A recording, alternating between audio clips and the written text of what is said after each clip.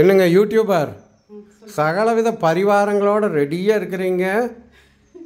இன்னைக்கு பார்த்தீங்கன்னா நிறைய ட்ரையலுக்கு அப்புறமா என்னோட ஆஸ்பெக்ட்ஸில் பெர்ஃபெக்ட் ப்ரௌனி அப்படிங்கிற மாதிரி ஒன்று கண்டுபிடிச்சிருக்கிறேன்.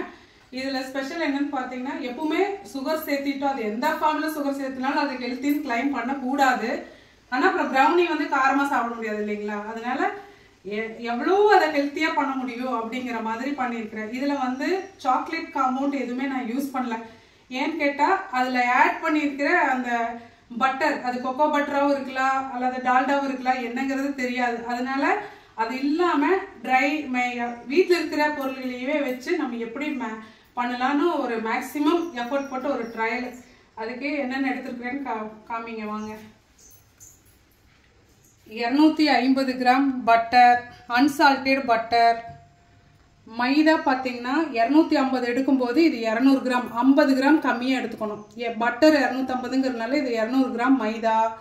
இது பார்த்தீங்கன்னா மைதாவில் 5ல் 1 பங்கு, அப்போது இந்த 40 கிராம் கொக்கோ பவுடர். அடுத்து இனிப்புக்கு 150 கிராம் எடுத்துக்கலாங்க, மைதா விட 50 கிராம் கம்மி. மண்டை வெல்லம் சொல்லுவாங்க இல்லைங்களா, உருண்டை வெல்லம், அதையே இது நல்லா பொடி பண்ணணும், அதை எடுத்துருக்கிறேன். அடுத்தது இது பார்த்தீங்கன்னா 3 முட்டை. அப்புறம் இது 6க்கு 9 ஸ்கொயர் பேக்கிங் ட்ரே ஒன்று எடுத்துருக்கிறேன், அதை லைன் அப் பண்ணி ரெடியாக வச்சுருக்கிறேன். அதுக்கப்புறம் சாக்லேட் நம்மளோட சாய்ஸ். இது ஒரு சாக்லேட் நம்மகிட்ட இருக்குது, ஸோ இது சாக்லேட்டு போட்டுக்கலான்னு சொல்லி இது எடுத்துருக்கிறேன். இது எப்படி பண்ணலான்னு காமிக்கிறேன் வாங்க. ஃபஸ்ட்டு இதை மெல்ட் பண்ணி எடுத்துக்கலாம். நான் மைக்ரோவேவ் அவனில் வச்சு மைக்ரோவேவ் மோடில் வச்சு இதை ஃபஸ்ட்டு மெல்ட் பண்ணி எடுத்துக்கலாம். இந்த மாதிரி கம்ப்ளீட்டாக மெல்ட் ஆயிடணும். நம்மக்கிட்ட மைக்ரோவேவ் அவன் இல்லை அப்படின்னா நம்ம டபுள் பாயிலிங் மெத்தடில் டைரெக்டாக ஸ்டவ்வில் வச்சு ஹீட் பண்ணக்கூடாது. டபுள் பாயிலிங் மெத்தடில் இதை நல்லா மெல்ட் பண்ணி எடுத்துக்கலாம். எப்பவுமே கேக்குக்கு வந்து அப்படியே பட்டர்லேயே ரூம் டெம்பரேச்சரில் பண்ணுவோம், ப்ரௌனிக்கு வந்து மெல்ட் பண்ணி தான் போடுவோம்.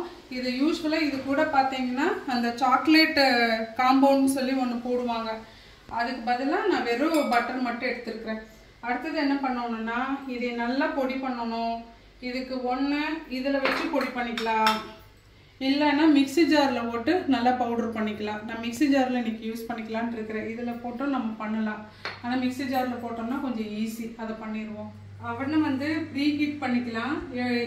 200 டிகிரி செல்சியஸு, அதை வந்து ஒரு 7லேருந்து 8 நிமிஷம் வரைக்கும் ப்ரீ ஹீட் ஆகட்டும். அதுக்கு இடையில அது ப்ரீ ஹீட் ஆகிற டைமில் 3 முட்டையை ஒரு பவுலில் எடுத்துருக்குறோம், ஒயிட்டு எல்லோ ரெண்டுமே எடுத்துருக்குறோம். பண்ணிக்கலாம்.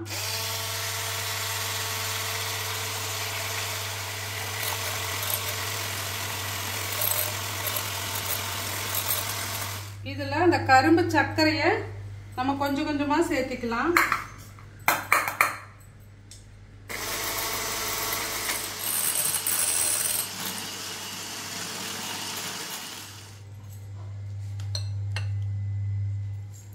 இந்த பட்டர் நல்லா ஆறுனதுக்கு அப்புறமா நம்ம இந்த மைதாவையும் கொக்கோ பவுடரையும் கொஞ்சம் கொஞ்சமா சேர்த்திக்கலாம்.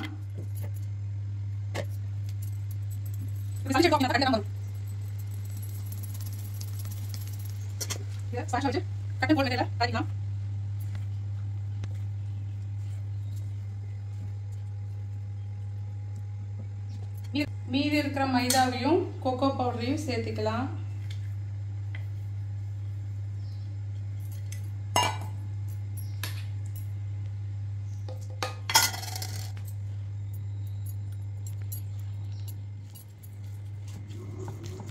இதில் வெண்ணிலா எசன்ஸ் வந்து ஒரு 2-3 டிராப்ஸ் விடணும். வெண்ணிலா பீன் இருந்தாலும் போடலாம், எங்கிட்ட ரெண்டுமே இருக்கு, ஆனால் வெண்ணிலா எசன்ஸ் இன்னைக்கு விட்டுக்கலாம்.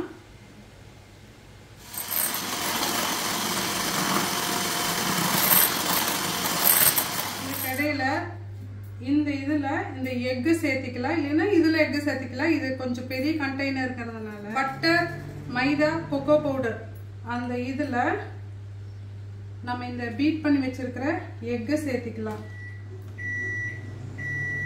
இது வந்து ஸ்பேச்சுலா வச்சு மேனுவலாகவும் பண்ணலாம், இல்லை நம்ம ஹேண்ட் பீட்டர் வச்சும் பண்ணலாம், இல்லை இந்த எலக்ட்ரிக் பீட் வச்சும் நல்லா மைல்டாக மிக்ஸ் பண்ணிக்கலாம்.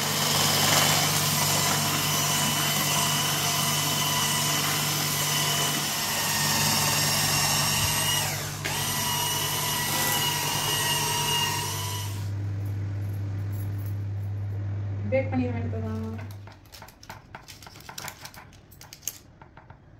ட்ரேக் மாற்றிட்டு இந்த மாதிரி ஒரு டூத் பிக் வச்சு உள்ள பபிள்ஸ் எல்லாம் எதுவும் இல்லாமல் இருக்கிற மாதிரி இப்படி பண்ணிக்கலாம்.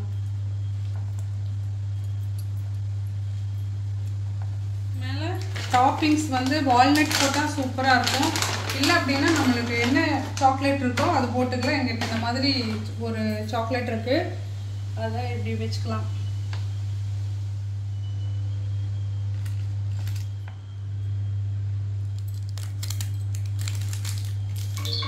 இதை ப்ரீ ஹீட் ஆனோன்னா உள்ளே வச்சு 160 டிகிரிக்கு ஒரு 21 மினிட்ஸ் வச்சிங்க அப்படின்னா சூப்பராக பேக் ஆகி நல்லாயிருக்கும்.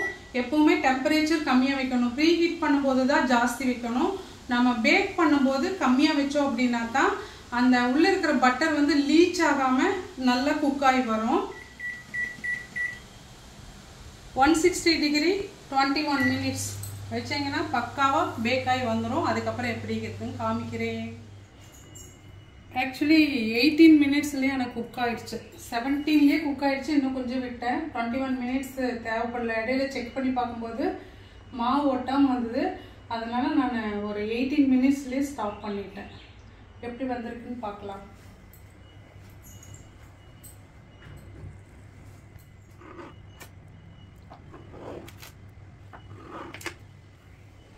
நான் எப்பவுமே சூடாக இருக்கையிலேயே கட் பண்ணிடுவேன். எக்கை வந்து நல்லா பீட் பண்ணியிருக்கிறதுனால உங்களுக்கு கொஞ்சம் கேக் டெக்ஸ்சரில் இருக்கலாம். மேலே பாருங்கள், அந்த கிரிங்கிள் டாப்போட சூப்பராக வந்திருக்கு.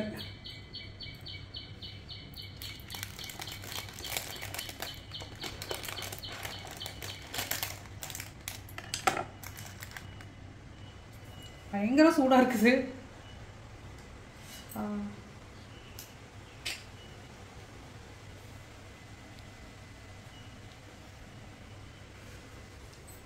கொஞ்சம் டேஸ்ட் பண்ணி பார்ப்போம்.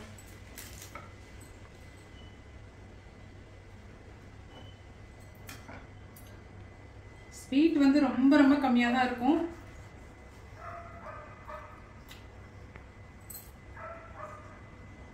சூப்பராக இருக்கும். இந்த கேமராமேனுக்கு ஏதாவது கொஞ்சம் டேஸ்ட் கொடுப்பீங்களா? யூடியூபர் சொல்லிட்டாரு.